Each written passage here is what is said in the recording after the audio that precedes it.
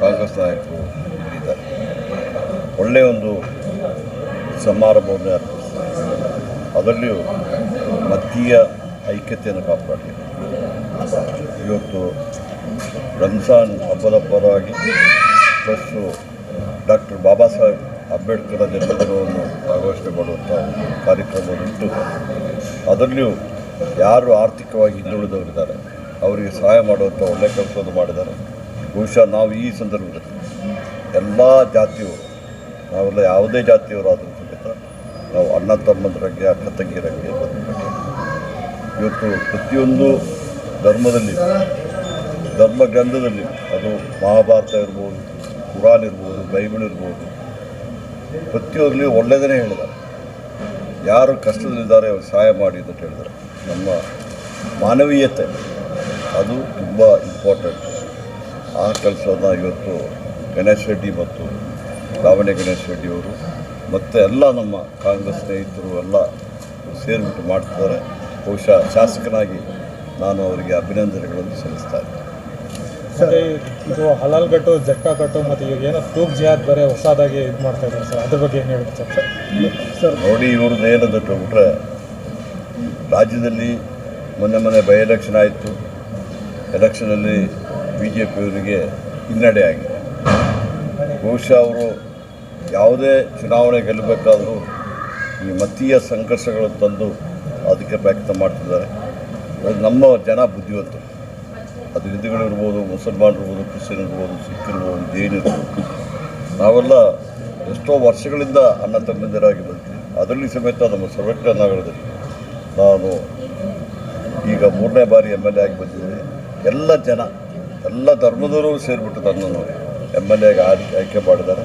ಇವತ್ತು ಸೌಹಾರ್ದವಾಗಿ ನಾವು ನಮ್ಮ ಕ್ಷೇತ್ರ ಮಾತ್ರ ಅಲ್ಲ, ಕರ್ನಾಟಕ ರಾಜ್ಯ ಸಮೇತ ಇಡೀ ಪ್ರಪಂಚದಲ್ಲಿ ಹೆಸರುವಾಸಿಯಾದ ಒಂದು ರಾಜ್ಯ. ನಾವೆಲ್ಲ ಅಣ್ಣ ತಮ್ಮಂದಿರಾಗಿ ಬದುಕ್ತಾ ಇದ್ದೀವಿ. ಬಹುಶಃ ಅವರು ರಾಜ್ಯಕ್ಕೋಸ್ಕರವಾಗಿ, ಅಧಿಕಾರಕ್ಕೋಸ್ಕರವಾಗಿ ಕೆಲಸವನ್ನು ಮಾಡ್ತಿದ್ದಾರೆ. ಆದರೆ ಜನ ಬುದ್ಧಿವಂತರಿದ್ದಾರೆ. ಜನರನ್ನ ಈ ಥರ ಅವ್ರನ್ನ ಯಾವುದೇ ರೀತಿ ತಪ್ಪುದಾರಿ ತಗೊಂಡು ಹೋಗ್ಲಿಕ್ಕೆ ಆಗೋದಿಲ್ಲ. ಅದಕ್ಕೋಸ್ಕರವಾಗಿ ನಾವೆಲ್ಲ ಇವತ್ತು ರಾಜಕೀಯ ಮುಖ್ಯ ಅಲ್ಲ, ಅಧಿಕಾರ ಮುಖ್ಯ ಅಲ್ಲ, ನಾವು ಸೌಹಾರ್ದತೆಯಿಂದ ಬಾಳುವುದೇ ಮುಖ್ಯ. ಆ ಉದ್ದೇಶದಲ್ಲಿ ನಾವೆಲ್ಲ ಕೆಲಸ ಮಾಡ್ತಾಯಿದ್ದೀವಿ. ಬಹುಶಃ ನಮ್ಮ ನಾಯಕರಾದ ಸಿದ್ದರಾಮಯ್ಯಜಿಯವರು ಹಾಗೂ DK ಶಿವಕುಮಾರ್ ಅವರೆಲ್ಲ ಈ ದಿಸೆಯಲ್ಲಿ ಮಾಡ್ತಿದ್ದಾರೆ. ನಮ್ಮ ನ್ಯಾಷನಲ್ಲು ಸೋನಿಯಾ ಗಾಂಧಿಯವರು ಇರಲಿ, ರಾಹುಲ್ ಗಾಂಧಿಯವರು ಇರಲಿ, ಅವ್ರನ್ನ ಒಳ್ಳೆ ನಾಯಕತ್ವವನ್ನು ಕೊಡ್ತಾ ಇದ್ದಾರೆ. ಕಾಂಗ್ರೆಸ್ ಪಕ್ಷ ಒಂದೇ ಇವತ್ತು ರಾಷ್ಟ್ರೀಯ ಪಕ್ಷ ಇದೆ. ಕಾಂಗ್ರೆಸ್ ಪಕ್ಷದ ಎಲ್ಲ ಜಾತಿಯವರು ಇದ್ದಾರೆ, ಎಲ್ಲ ಭಾಷೆಯವರಿದ್ದಾರೆ. ಬಹುಶಃ ಇಂತಹ ನಾವು 130-140 ವರ್ಷಗಳಿಂದ ಈ ಕಾಂಗ್ರೆಸ್ ಪಕ್ಷ ಕಟ್ಟಿದ್ದು ಎಲ್ಲರನ್ನ ಜೊತೆಯಲ್ಲಿ ತಗೊಂಡವರಿಗೆ ಸೆಕ್ಯುಲರಿಸಮ್ ಅದನ್ನು ಇಟ್ಕೊಂಡೇ ನಾವು ಮಾಡಿದ್ದೀವಿ. ಮಹಾತ್ಮ ಗಾಂಧೀಜಿಯವರು ಸಮೇತ ಆ ರೀತಿಯಲ್ಲಿ ಕೆಲಸ ಮಾಡಿದ್ದಾರೆ. ಬಹುಶಃ ಇವರು 7-8 ವರ್ಷದಲ್ಲಿ ಬಂದು ಅದನ್ನೆಲ್ಲ ಹಾಳು ಮಾಡಲಿಕ್ಕೆ ಪ್ರಯತ್ನ ಮಾಡ್ತಿದ್ದಾರೆ. ಬಹುಶಃ ಸುಮಾರು ಹಾಳಾಗಿದೆ. ಅದನ್ನು ಸರಿ ಮಾಡಬೇಕಾದ್ರೆ ನಾವು ಜನ ಎಚ್ಚರ ಮಾಡಬೇಕಾಗ್ತದೆ. ಬಹುಶಃ ನಾವೆಲ್ಲ ಯಾವ ರೀತಿಯಲ್ಲಿ ಈ ಒಂದು ದುಷ್ಟ ಶಕ್ತಿಗಳನ್ನು ಸೋಲಿಸಲಿಕ್ಕೆ ನಮ್ಮ ಕೈಲಿ ಆದಷ್ಟು ಕೆಲಸ ಮಾಡೋಣ ಹೇಳಿ. ಮುಂದಿನ ಚುನಾವಣೆಗೆ ನಿಮ್ಮ ಗುರಿ ಏನಿದೆ ಸರ್? ಕಾಂಗ್ರೆಸ್ ಪಕ್ಷದಿಂದ ಮುಂದಿನ ಚುನಾವಣೆಯಲ್ಲಿ ನಿಮ್ಮ ಗುರಿ ಏನಿದೆ? ಕಾಂಗ್ರೆಸ್ ಪಕ್ಷದ ಗುರಿ ಇವತ್ತಲ್ಲ. ಕಾಂಗ್ರೆಸ್ ಪಕ್ಷ ಒಂದು ಚರಿತ್ರೆ ಇರುವಂಥ ಪಕ್ಷ. ನಮ್ಮ ಧ್ಯೇಯ, ನಮ್ಮ ಧೋರಣೆ ಸುಮಾರು 130 ವರ್ಷಗಳಿಂದ ಬದಲಾವಣೆ ಆಗಲಿಲ್ಲ.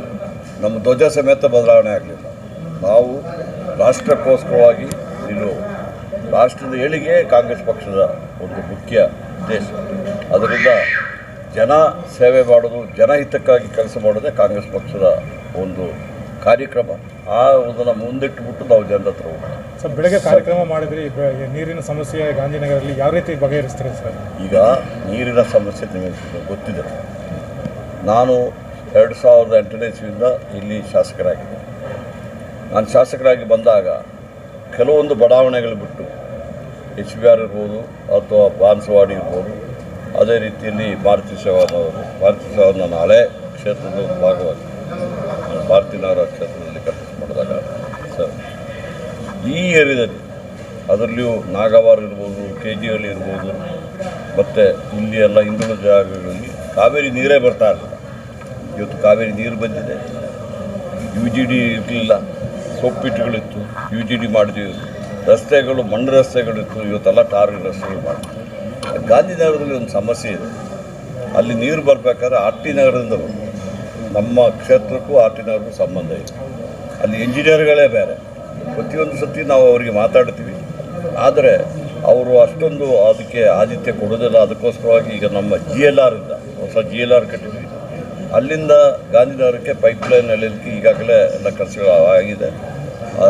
ರೈಲ್ವೆ ಲೆವೆಲ್ ಲೈನ್ ಕ್ರಾಸ್ ಮಾಡ್ತಾರೆ, ಅದು ಸಮೇತ ಈಗಾಗಲೇ ಪರ್ಮಿಷನ್ ಕೊಟ್ಟಿದ್ದಾರೆ. ಅದನ್ನು ಇನ್ನೊಂದು 15-20 ದಿವಸದಲ್ಲಿ ಅದಾದರೆ ಬಹುಶಃ ಗಾಂಧಿನಗರ ಒಂದು ಸಣ್ಣ ಏರಿಯಾ ಅದನ್ನು ಸಮಸ್ಯೆ ಪರಿಹಾರ ಮಾಡ್ತೀವಿ. ಮತ್ತು ಕಂಟಾಮಿನೇಷನ್ ಆಗ್ತಿದೆ, ಅಲ್ಲಿ ಸಮೇತ ಕೆಲವು ಪೈಪ್ಲೈನ್ಗಳನ್ನು ಚೇಂಜ್ ಮಾಡಲಿಕ್ಕೆ ಸಮೇತ ಈಗಾಗಲೇ ಕ್ರಮ ತಗೊಂಡಿದ್ದೀವಿ. ಆದಷ್ಟು ಬೇಗನೆ ಅದನ್ನು ಮಾಡಿಕೊಡುವಂಥ ಕೆಲಸ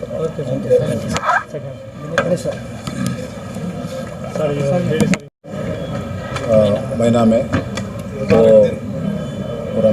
रमज़ान का मुबारक और 10वीं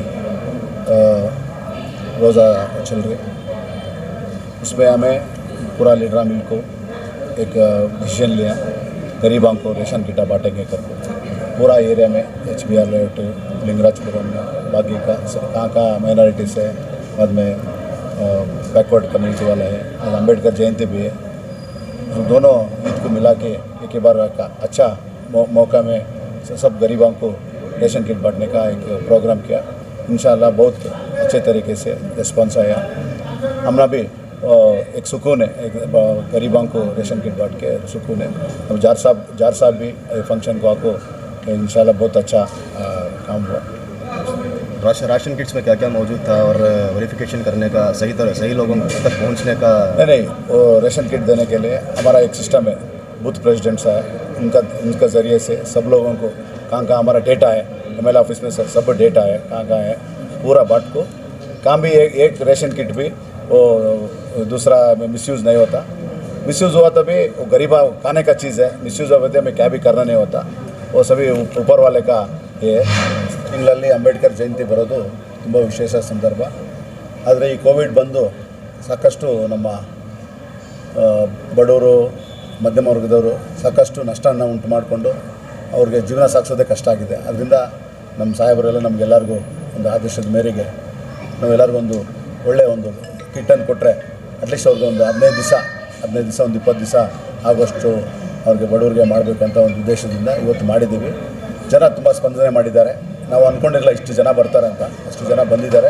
ಯಾಕಂದರೆ ಎಲ್ಲ ನಮ್ಮ ಮೇಲೆ ನಮ್ಮ ಸಾಹೇಬರ ಮೇಲೆ ಇಟ್ಟಿರೋ ಪ್ರೀತಿ ವಿಶ್ವಾಸಕ್ಕೆ ಜನ ಬಂದಿದ್ದಾರೆ. ಅದರಿಂದ ಎಲ್ಲರಿಗೂ ಆಮೇಲೆ ಅದ್ರ ಜೊತೆಗೆ ಒಂದು ಜಾನಿ ಮಾಸನ್ನು ಅವ್ರಿಗೆ ಈ ರಂಜಾನ್ ಮೈನಲ್ಲಿ ನಮಗೂ ಅವರು ನಮಾಜ್ ಮಾಡೋ ಇದರಲ್ಲಿ ನಮಗೂ ಒಂದು ಒಳ್ಳೇದಾಗ್ತದೆ ಒಂದು ಇದರಲ್ಲೆಲ್ಲ ಒಂದು 15 kg ಆಗೋಷ್ಟು. ಅದನ್ನ ಹೇಳೋದು ಬೇಡ, ಯಾಕಂದ್ರೆ ನಾವು ಕೊಡೋದನ್ನ ಒಂದು ಕೈಲಿ ಹೇಳ್ಬಾರ್ದು ಅಂತಾರೆ. ಈಗ ಒಂದು 3,000 ಜನಕ್ಕೆ ಇವತ್ತು ರೆಡಿ ಮಾಡಿದ್ದೀವಿ. ಇವತ್ತು ಒಂದು 1,500 ಜನಕ್ಕೆ ಕೊಡ್ತೀವಿ. ನಾಳೆ ನಾಳಿದ್ದು ಇನ್ನೊಂದು 1,500 ಜನಕ್ಕೆ ಕೊಡ್ತೀವಿ. ತುಂಬ ಜಾಸ್ತಿ ಇದೆ, ತುಂಬ ಮುಸ್ಲಿಮ್ ಕಮ್ಯುನಿಟಿ ಇದೆ, ಅವ್ರಿಗೆಲ್ಲರೂ ಕೊಡಬೇಕಂತ ನೀವೇನೋ ನೋಡಿ. ಈಗಾಗಲೇ ನಾವು ಕಾನ್ಸ್ಟಿಟ್ಯೂನ್ಸಿ ನಾನೊಬ್ಬನೇ ಅಲ್ಲ, ಎಲ್ಲರೂ ಸೇರಿ ನಾವು ಕೋವಿಡ್ ಸಂದರ್ಭದಲ್ಲಿ ನಾವು ರೆಕಾರ್ಡ್ ಬ್ರೇಕ್ ಮಾಡಬೇಕು. ಕೋವಿಡ್ ಸಂದರ್ಭದಲ್ಲಿ ಜನರಿಗೆ ಸಹಾಯ ಮಾಡಬೇಕು. ಯಾಕಂದರೆ ಆದಷ್ಟು ನಮ್ಮಲ್ಲಿ ಎಲ್ಲ ನಾಯಕರು ಗಣೇಶ್ ರೆಡ್ಡಿಯವರು ಹೇಳಿದಂಗೆ ಮುಂದೆ ನಂದಾನದ ಮಾಡಿದ್ರು, ಬೇರೆ ಬೇರೆ ನಾಯಕರುಗಳೆಲ್ಲ ಮಾಡ್ತಾ ಇರ್ತಾರೆ. ಎಲ್ಲಿಂದ ಅವಶ್ಯಕತೆ ಇದೆ ಅಲ್ಲೆಲ್ಲ ನಮ್ಮ ನಾಯಕರುಗಳು ನಾವು ಸೇರಿ ಮಾಡ್ತಾ ಇದ್ದೀವಿ. ಎಲ್ಲರ ಸಹಾಯಕ್ಕೆ ಬರಬೇಕು ಅನ್ನೋ ಆಸೆ. ಆದರೆ ನಿಮ್ಗೆ ಗೊತ್ತಿದೆ, ನಮ್ಮ ಸರ್ಕಾರ ಸಿದ್ದರಾಮಯ್ಯ ಇದ್ದಾಗ ಬಡವರಿಗೋಸ್ಕರ ಅನ್ನಭಾಗ್ಯ ಸ್ಕೀಮ್ ತಂದು ಇವತ್ತು ರೇಷನ್ನ ಫ್ರೀ ಕೊಡುವಂಥ ಕೆಲಸವನ್ನು ಪ್ರಾರಂಭ ಮಾಡಿದೆ. ಶ್ರೀಮತಿ ಇಂದಿರಾ ಗಾಂಧಿಯವರಿದ್ದಾಗ 20 ಅಂಶಗಳ ಕಾರ್ಯಕ್ರಮ ಈ ರೇಷನ್ ಕಾರ್ಡು ಎಲ್ಲ ಮಾಡೋದು ಇಂದಿರಾ ಗಾಂಧಿಯವರು ಪ್ರಾರಂಭ ಮಾಡಿದರು. ಎಲ್ಲ old age pension, widow pension ಇವನ್ನೆಲ್ಲ ಕಾಂಗ್ರೆಸ್ ಕಾರ್ಯಕ್ರಮ. ಅದರಿಂದ ಆದಷ್ಟು ಮಾಡ್ತೀವಿ. ಮತ್ತು ಯಾರು ಕಷ್ಟದಲ್ಲಿದ್ದಾರೆ ಅವರಿಗೆ ನಮ್ಮ ಸ್ಥಳೀಯ ನಾಯಕರುಗಳು ಅವರಿಗೆ ಸ್ಪಂದಿಸ್ತಾರೆ. ಸರ್, ಈಶ್ವರಪ್ಪ ಬಗ್ಗೆ ಏನು? ಇದು ಈಶ್ವರಪ್ಪನವರು ಬಹುಶಃ ತಮಗೆ ಗೊತ್ತಿದೆ 2 ಸಂದರ್ಭದಲ್ಲಿ. ಒಂದು IAS officer DK Ravi suicide ಮಾಡಿದಾಗ ಯಾವ ರೀತಿಯಲ್ಲಿ BJPಯವರು 2 ಸದನದಲ್ಲಿ ಅಹೋರಾತ್ರಿ ಇದು ಮಾಡಿ ಅಲ್ಲೇ ಮಲಗಿ ನನ್ನ ರಾಜೀನಾಮೆ ಕೇಳಿದ್ರು. ನನಗೂ ಅದಕ್ಕೆ ಯಾವ ಸಂಬಂಧ. ಆದರೆ ಅವರು CBI ಎಂದು ಹೇಳಿದಾಗ 7 ದಿವಸದಲ್ಲಿ ನಮ್ಮ ಸರ್ಕಾರ ಸಿದ್ದರಾಮಯ್ಯಜಿಯವರು ಅದನ್ನು CBIಗೆ ಕೊಟ್ಟರು. ಈಗ CBI ತನಿಖೆ ಮಾಡಿಬಿಟ್ಟು ನನ್ನ ವಿಚಾರದಲ್ಲಿ ಯಾವುದೇ ಇದಿಲ್ಲ, ಅದರಲ್ಲಿ ಆರೋಪದಲ್ಲಿ ಯಾವುದೂ ಸರಿಯಿಲ್ಲ, ನಾನು ನಿರ್ದೋಷಿದ್ದೆ ಈಗಾಗಲೇ ಅವರು CBI ಅವರೇ, ಯಾವುದು ಕೇಂದ್ರ ಸರ್ಕಾರದ BJP ಕೈಲಿರುವ ಮೇಲೆ CBI ಕೈಯಿಂದ ಇನ್ವೆಸ್ಟಿಗೇಟ್ ಮಾಡಿಸ್ತಾರೆ.